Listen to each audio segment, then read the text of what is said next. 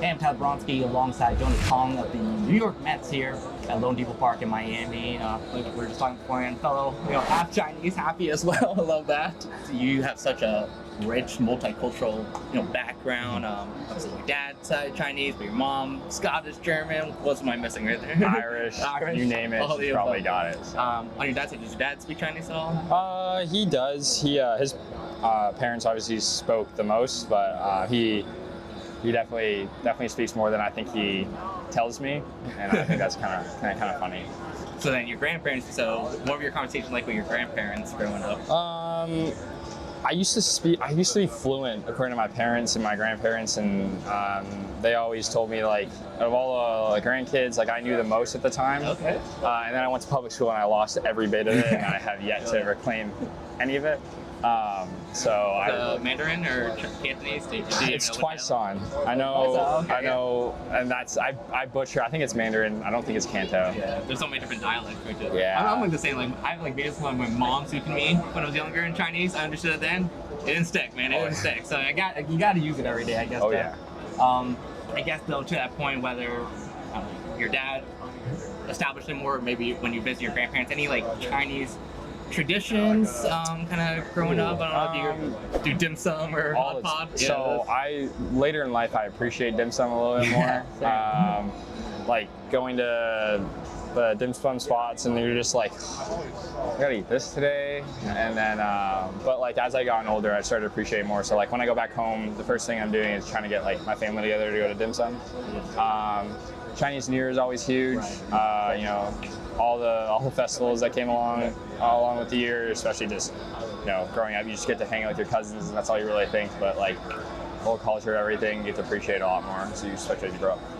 Get the red envelopes too from the grandparents. Oh, the red envelopes! The red envelopes are my favorite thing. That's a good day. That's a good day. Oh yeah.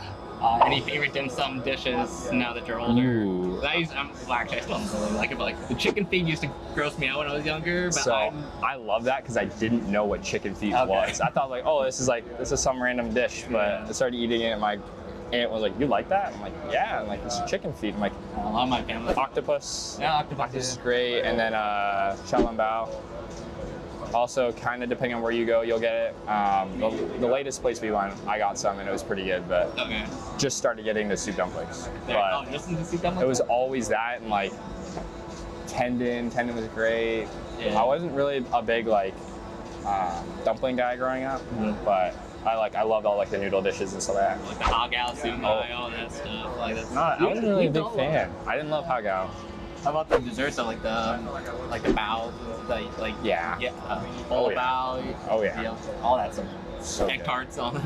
So good. All that. How your heritage shaped your values, your work ethic. The man you are today. I mean, my grandparents immigrated from China, and like even on my mom's side, they worked really hard growing up, especially like. I mean, my mom's side didn't really grow up with a whole lot. I remember she just always told me the stories of when she moved out, or when she was on her own at like 18 and trying to find her way through everything. And they provided me and my sisters with everything we could possibly ever ask for. And I know like times were tight and all that stuff, but they always still found a way to make it work and build those core memories that I'll never forget. So I think it's just like being grateful for the position I'm in and the life of luxury that we're able to live, where we don't have to worry about where our next meals are coming from, and just holding that and understanding like the sacrifices they had to make.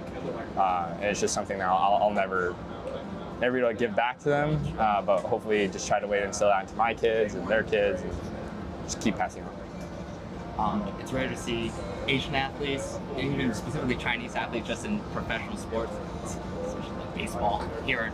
Major League Baseball.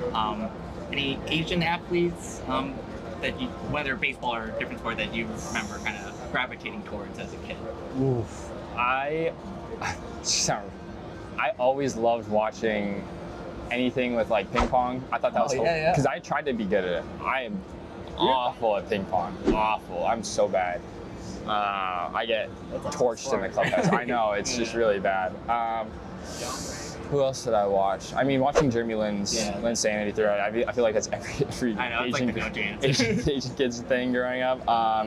But even like going away from like even like the Chinese heritage and stuff like that. It's just like watching all the people come from like Japan and watching the World Baseball Classic with Chinese Taipei and Korea, and it's just like it's really cool to see the influence baseball has on a global scale, and the talent people are able to produce and kind of celebrate the game through their own way. It's beautiful. What's it like to be one of those athletes now? I don't know if in your short time up in the big leagues, like people come up to you like. I don't know. I think I ever really thought of it that way. But it's, again, everything's a privilege. The opportunities that you work so hard for are a privilege, and my goal is just to try to take advantage of that as best as possible, and hopefully be there as a support system for kids growing up, especially like good similar circumstances as me. Jonah Tong, thanks so much. Appreciate it. Thank you. Hey, yeah, I be flying with the angels every day, yeah. I play this fool, but life is great, fam. Ooh, I work 60 hours a day, man. Yeah, I'm built to grind, it's my escape plan.